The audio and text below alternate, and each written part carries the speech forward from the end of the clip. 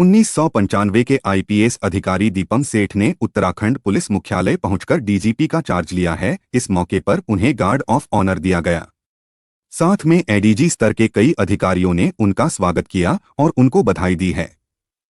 Police मुख्यालय में 1995 के आईपीएस दीपम सेठ ने उत्तराखंड पुलिस महानिदेशक का चार्ज संभाल लिया है। डीजीपी का चार्ज लेने पर उन्होंने पुलिस अधिकारियों को भी बधाई दी। इस मौके पर उन्होंने अपनी प्राथमिकता भी गिनाई है। उनका कहना है कि उत्तराखंड में कानून व्यवस्था को बेहतर बनाने के लिए काम किया जाएगा।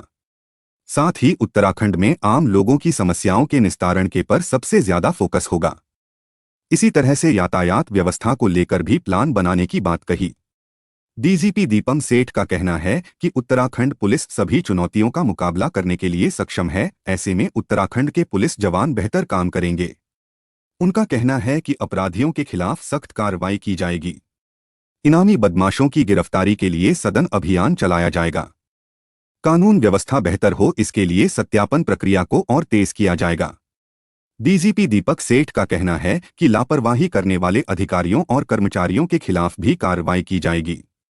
डीजीपी दीपक सेठ ने आज शासन के सीनियर अधिकारियों से भी मुलाकात की। चार्ज लेने के बाद उन्होंने पुलिस मुख्यालय के सीनियर अधिकारियों के साथ में एक हाई लेवल की मीटिंग भी की। औपचारिक तौर पर हुई मीटिंग में प्रदेश की कानून व्यवस्था, यातायात व्यवस्था के साथ में अन्य मुद्दों पर चर्चा की। आपको बता दें कि काफी दिनों से उत्तराखंड के नए डीजीपी को लेकर चर्चाएं चल रही थी। फिलहाल आज विराम लग गया। माना जा रहा है कि 1995 के आईपीएस अधिकारी दीपक सेठ कई रिफॉर्म करेंगे। कार्य करूं, तो इसलिए इस समय ऐसे सक्षम और प्रोफेशनल फोर्स जो हमारी उत्तराखंड पुलिस की है, उसका नेतृत्व करने का जो एक जिम्मेदारी दी गई है, वो मैं बहुत गौरवान्वित महसूस कर रहा हूं। और जहां तक आपने प्राथमिकताएं की बात करी, तो ट्रेडिशनल पुलिसिंग की बड़ी क्लियर प्रायोरिटीज रहती हैं। जो हमारे लॉ अबाइडिंग सिटीजन्स हैं, जो कानून का पालन करने वाले हैं, उनको कानून व्यवस्था में उनको भरोसा रहे, उनका भरोसा और मजबूत हो। और जो अपराधी हैं, anti national, anti social elements हैं, उनमें अपराध का भय, कानून का भय, ये दो मेन प्रायोरिटीज हैं।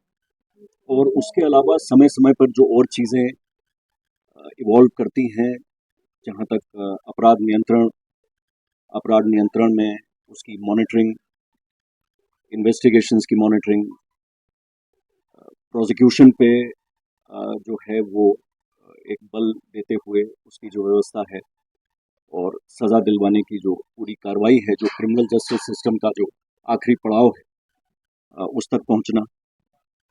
महिला अपराध, बच्चों की सुरक्षा, ये भी बहुत बड़ी प्रायोरिटीज है। ड्रग्स फ्री उत्तराखंड, इस ओर जो मुहिम ऑलरेडी चल रही है, उसको अन्य राज्यों से, सीमावर्ती राज्यों से समन्वय करके और जो केंद्रीय एजेंसीज हैं उनके साथ समन्वय करके उनको उस मुहिम को आगे बढ़ाना है। उस तरह के सिंडिकेट्स को पूरी तरह से जो है वो उनके पीछे कार्रवाई की जाएगी। साइबर अपराध एक और फोकस का एरिया है। इस समय बहुत उस पर ध्यान दिया भी जा रहा है, लोगों को जागरूक करने की आवश्यकता है। पर इसके जो एक पूरे नेटवर्क हैं, जो कनेक्शंस हैं, वो बहुत ऐसे हैं कि उसमें समन्वय जो हमारी केंद्रीय एजेंसीज हैं और जो अन्य संस्थाएं हैं उनके साथ पूरा इस पे उत्तराखंड पुलिस अपनी मुहिम जारी रखेगी। जहाँ तक साइबर अपराध का सवाल है, आपदा प्रबंधन एक हमारे लिए बहुत चुनौती है। हमारे राज्य की जो विषम भौगोलिक परिस्थितियां हैं, तो आपदा प्रबंधन अपने आप में एक बहुत मजबूत होना चाहिए। उसकी जो SDRF है, उसके जो उपकरण हैं, उसकी जनशक्ति है, उनकी जो ट्रेनिंग है, उनका प्रशिक्षण है, ये सब चीज़ पे भी बल दिया जाएगा। जो धार्मिक स्थल हैं और जो हमारे रिलीजियस टूरिज्म के लिए जो लोग आते हैं और बड़ी संख्या में इस राज्य में उनका आवागमन होता है, तो उनकी सुरक्षा व्यवस्था और उनकी यात्रा को एक सुगम बनाने का भी जो एक लक्ष्य है वो उत्तराखंड पुलिस उसको जारी रखेगी। और साथ में यातायात प्रबंधन पूरे राज्य के लिए एक बहुत अहम विषय है, और इसके साथ ही सड़क सुरक्षा का भी एक इशू जुड़ा हुआ है जिस पे कार्रवाई चल रही है, और शासन के अन्य संस्थाएं और डिपार्टमेंट्स के साथ जहां-जहां इस तरह की एक योजना बनाने की आवश्यकता है जिससे कि और बेहतर यातायात संचालित हो और सड़क सुरक्षा के प्रति और मजबूत कार्रवाई हो, ये भी एक अहम जो है वो लक्ष्य है।